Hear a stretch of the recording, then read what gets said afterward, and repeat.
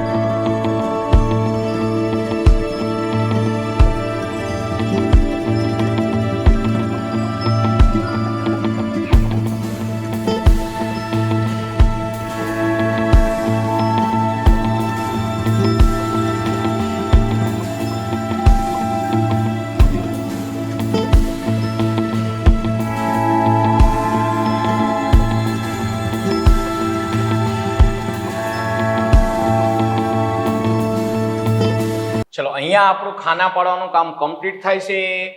જોઈ લો જરાક. અહીંયા લેફ્ટ હેન્ડ સાઈડ સુધારેલ વેપાર ખાતું, સામેની રાઈટ હેન્ડ સાઈડ સુધારેલ નફાંશાંક ખાતું, અહીંયા ત્રીજા પેજ ઉપર સુધારેલ નફાંશાંક ફાળવણી ખાતું, એને નીચે ભાગીદારોના મૂડી ખાતા. મૂડી ખાતાની આગળ સુધારેલ શબ્દ ન લાગે, કારણ કે ભાગીદારોના મૂડી ખાતા તે પાકા સરવૈયાનો જ ભાગ ગણાય. અને સુધારેલ વાર્ષિક હિસાબ તૈયાર કરતી વખતે પાકું સરવૈયું સુધારેલ ન કહેવાય, પાકું સરવૈયું નવેસરથી જ બને, એટલે ખાલી પાકું સરવૈયું શબ્દ યુઝ થાય. એટલે અહીંયા સુધારેલ શબ્દ નથી યુઝ કર્યો અને પાકા સરવૈયાની આગળ પણ સુધારેલ શબ્દ યુઝ કર્યો નથી, મતલબ કે સુધારેલ શબ્દ લાગશે નહીં. હવે દાખલો ગણવાની શુભ શરૂઆત આપણે હવાલેથી કરીશું, કારણ કે કોઈ પણ કામની શરૂઆત જો શુભ હોય તેનો અંત પણ હંમેશા કેવો આવે?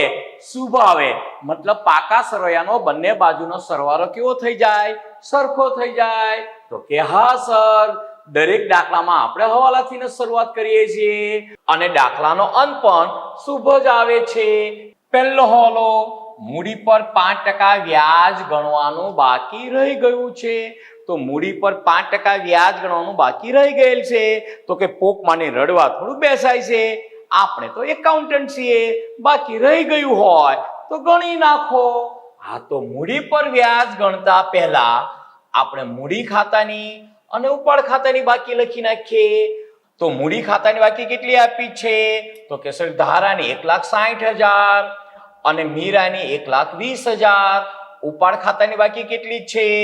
તો કે ધારાની 48,000 અને મીરાની 24,000.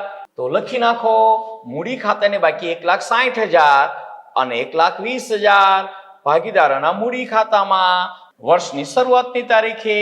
તો લખો 1/4/2016. શું લખશો?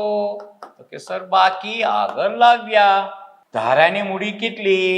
તો કે સર 1,60,000 અને મીરાની મૂડી કેટલી? તો કે સર 1,20,000 અને ઉપાડ ખાતાની બાકી વર્ષની અંતની તારીખે 31/3/2017.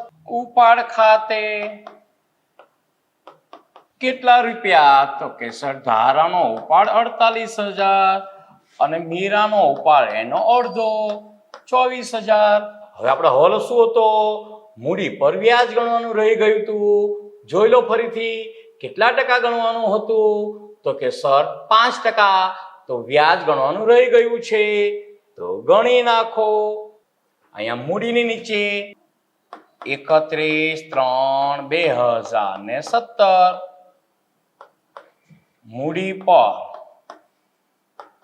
વ્યાજ ખાતે 5%. તો 10,000 16,000. તો 5% 8,000. 10% 12,000. તો 5% 6,000.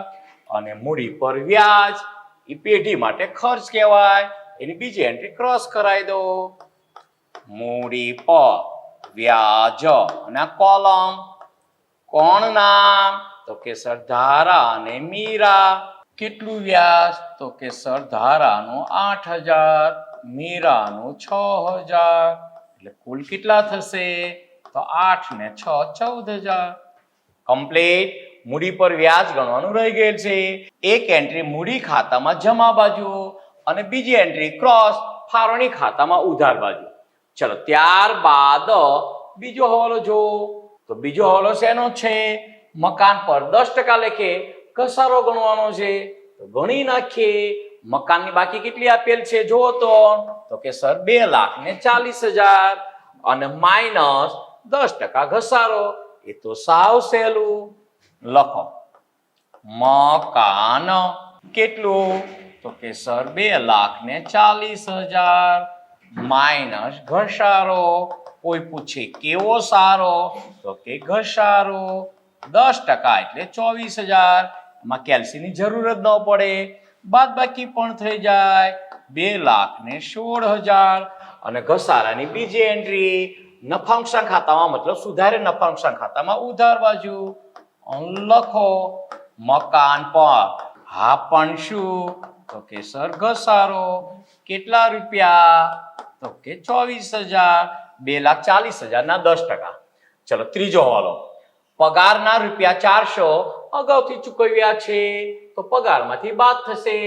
જો તો પગારનો ખર્ચ કેટલો આપેલ છે તો આ પગાર 8000 રૂપિયા, એ 8000 માંથી 400 રૂપિયા અગાઉથી ચૂકવ્યા છે તો લખો પગાર કેટલો તો કે સર 8000 રૂપિયા માઇનસ અગાઉથી ચૂકવેલ 400 રૂપિયા,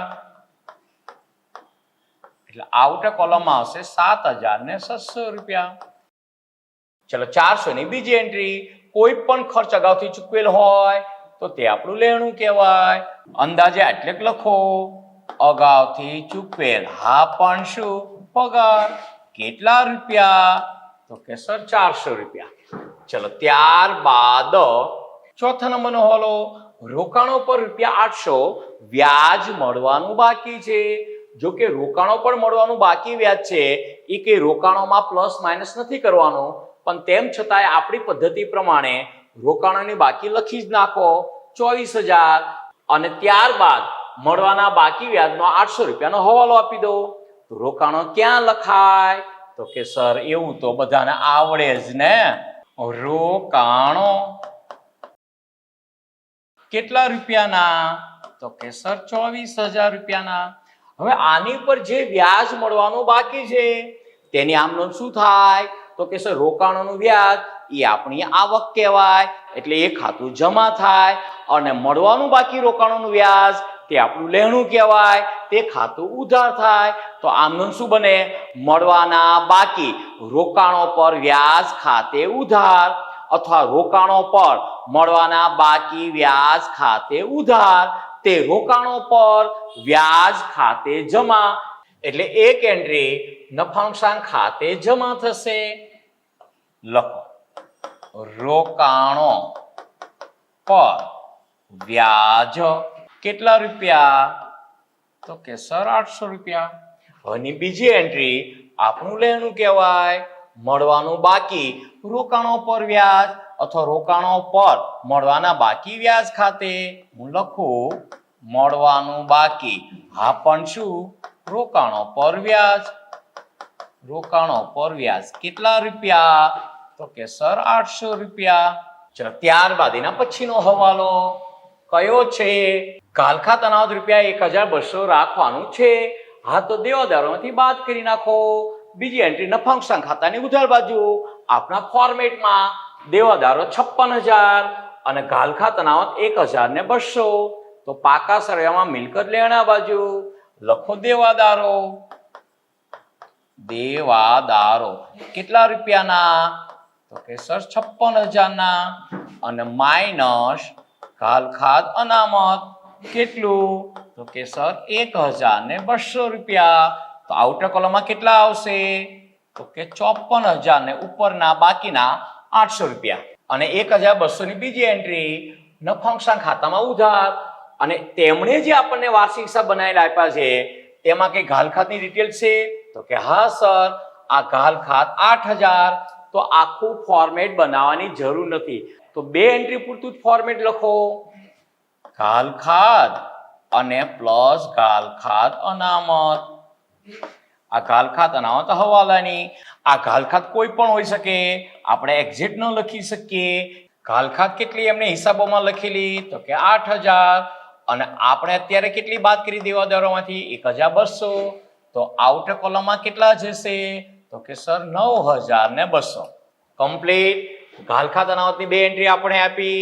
ચલો ત્યારબાદ છઠ્ઠા નંબરનો હવાલો, ઉધાર ખરીદી રૂપિયા 1600 નોંધવાનું બાકી છે. ટૂંકમાં ખરીદી નોંધવાની બાકી છે, તો ખરીદીમાં પ્લસ અને લેણદારોમાં પ્લસ. હવે ખરીદી અલગથી આપણને નથી આપી, ખરીદીને બદલે આપણને વેચેલ માલની પડતર આપેલ છે. મતલબ આ વેચેલ માલની પડતરની અંદર ખરીદી સમાયેલ હોય તો તેની અંદર અસર આપશું. વેચેલ માલની પડતર 4,64,000, સુધારેલ વેપાર ખાતામાં ઉધાર બાજુ. અહીંયા શરૂઆતનો સ્ટોક આવવાનો જ નથી, તો ઉપરથી જ લખો વેચેલ માલની પડતર 4,64,000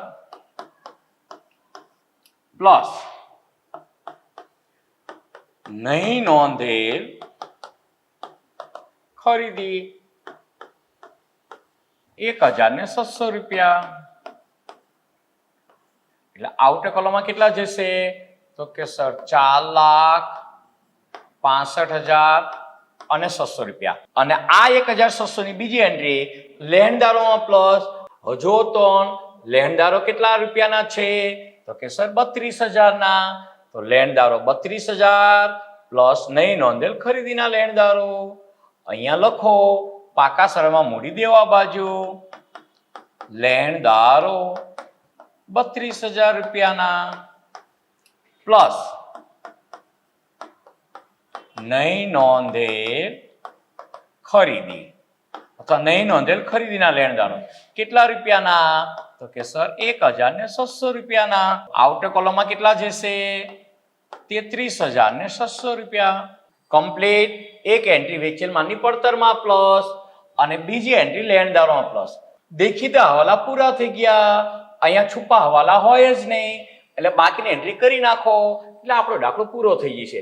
ચલો પહેલેથી જોઈએ તો વેચેલ માલની પડતર આવી ગઈ.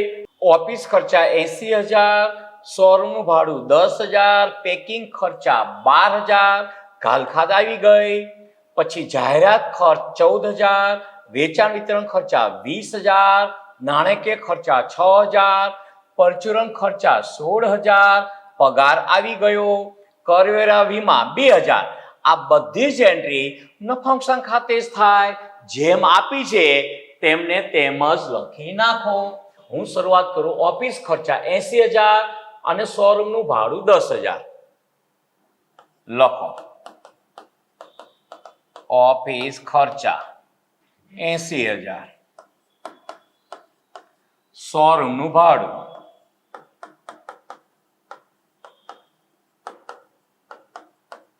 10,000 રૂપિયા. ચલો ત્યારબાદ ઓફિસ ખર્ચા શોરૂમનું ભાડું લખ્યું.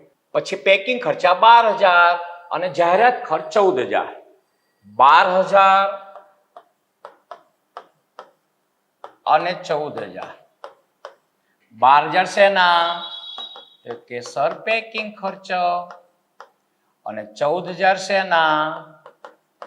તો જાહેરાત ખર્ચ. ચલો ત્યારબાદ વેચાણ વિતરણ ખર્ચા 20,000 અને નાણાકીય ખર્ચા 6,000. 20,000 અને 6,000.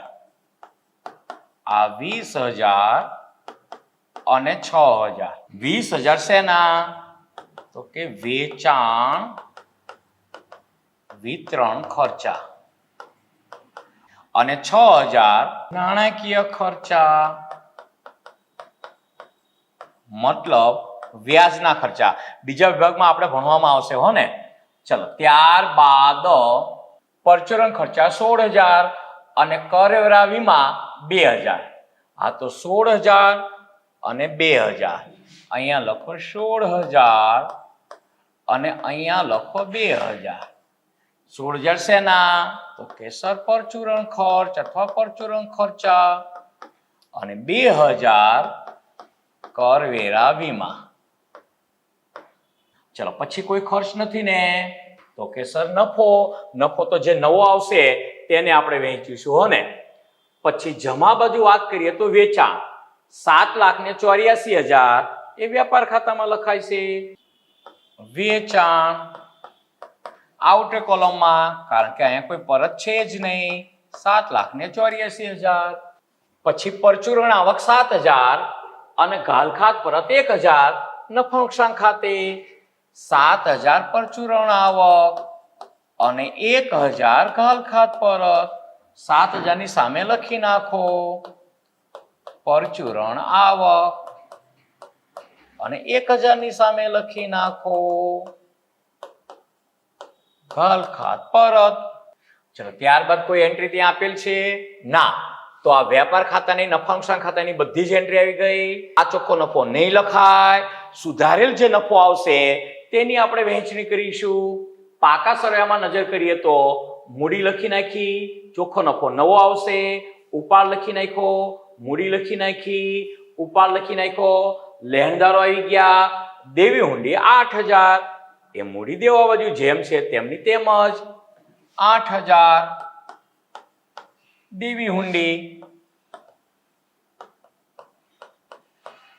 ચલો ત્યારબાદ અહીંયા વાત કરીએ તો મકાન લખી નાખ્યું, પ્લાન્ટ યંત્રો 20,000 અને ફર્નિચર 20,000.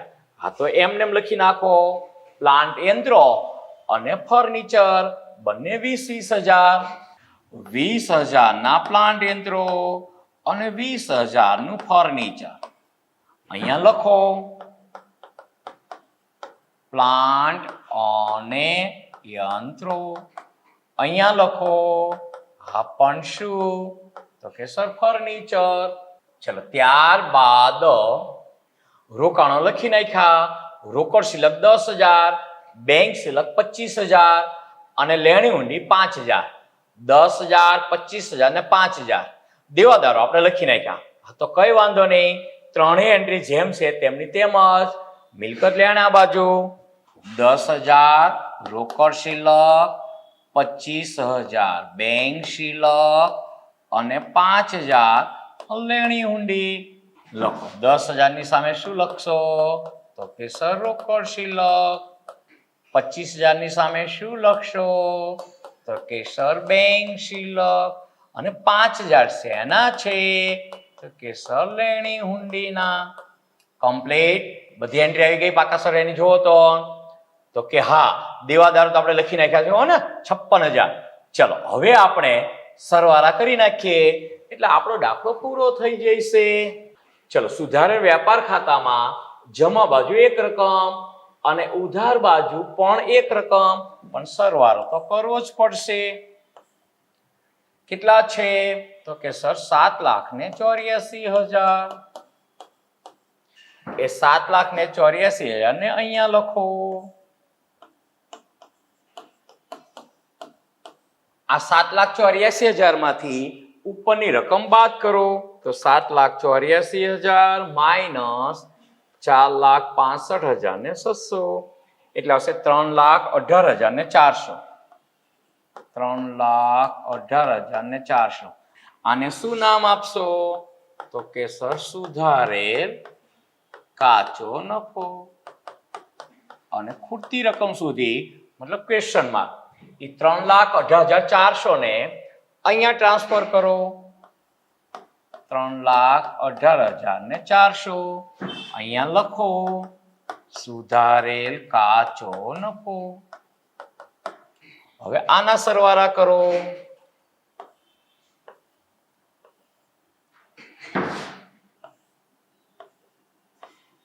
ચલો જમા બાજુ કેટલો સરવાળો થશે? તો કે સર 3,18,400 પ્લસ આ 8,000 તો કેટલા થશે? 3,27,200. 3,27,200 એને અહીંયા લખી નાખો. 3,27,200 એમાંથી ઉપરની રકમો બાદ કરો તો માઇનસ આ કેટલા થશે? તો કે 31,600. આ 31,600 માઇનસ આ થશે 99,200. 99,200 આ થશે 26,000 ને 26,000 આ 52,000 મતલબ માઇનસ 52,000. પછી આ વાત કરો તો 18,000 એટલે 1,26,400 અહીંયા લખો 1,26,400. આને શું નામ આપશો? તો કે સર સુધારેલ. હા પણ શું? તો કે ચોખ્ખો નફો. અને ક્વેશ્ચન માર્ક કરો. એ 1,26,400 ને એના ફંક્શન ફાળવણી ખાતામાં ટ્રાન્સફર આપો. 1,26,400 અહીંયા એની સામે લખો સુધારેલ ચોખ્ખો નફો. હવે 1,26,400 અહીંયા સરવાળો લખો. 1,26,400 એને અહીંયા લખો.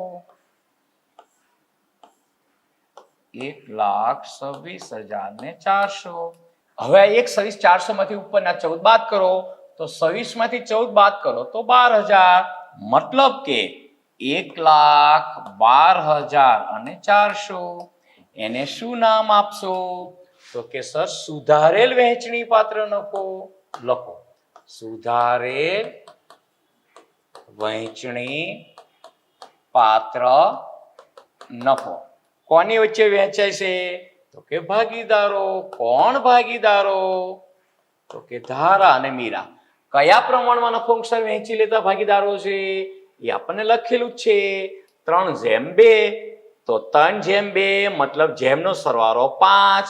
તો આને ભાગ્યા 5 કરો તો ભાગ્યા 5 ગુણ્યા 3 એટલે આવશે 67,440 અને 2 એટલે આવશે 44,960.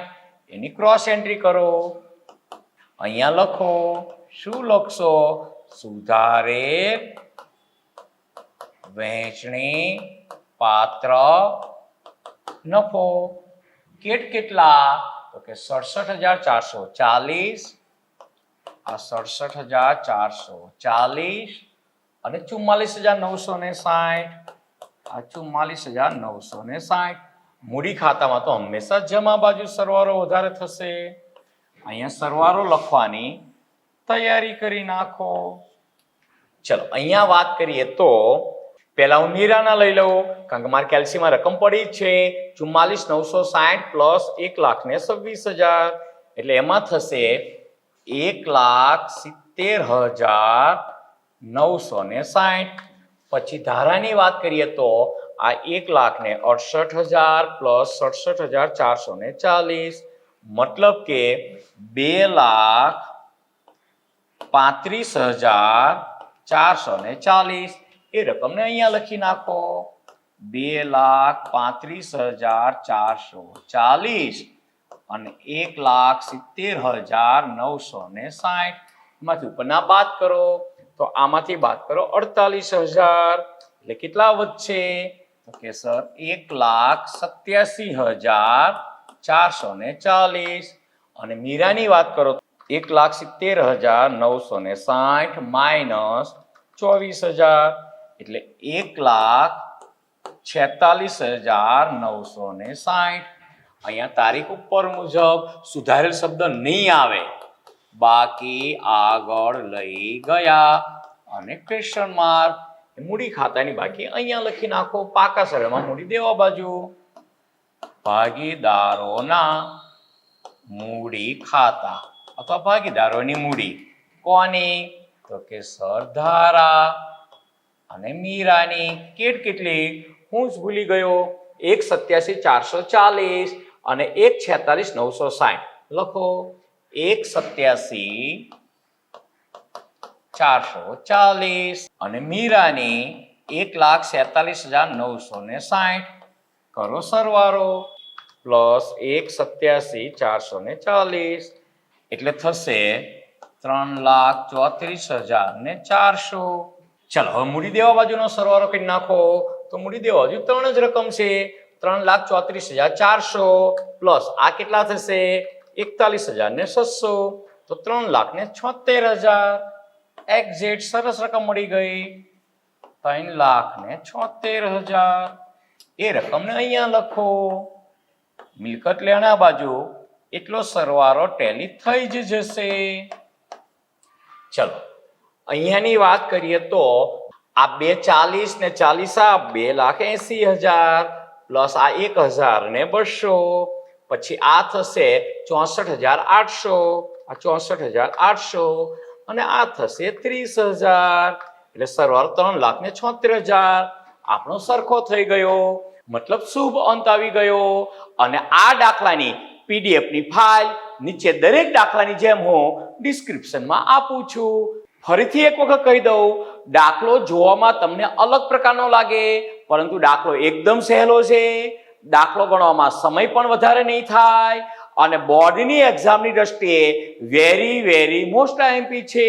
એટલે દરેક વિદ્યાર્થીને આ દાખલો આવડી જ જવો જોઈએ.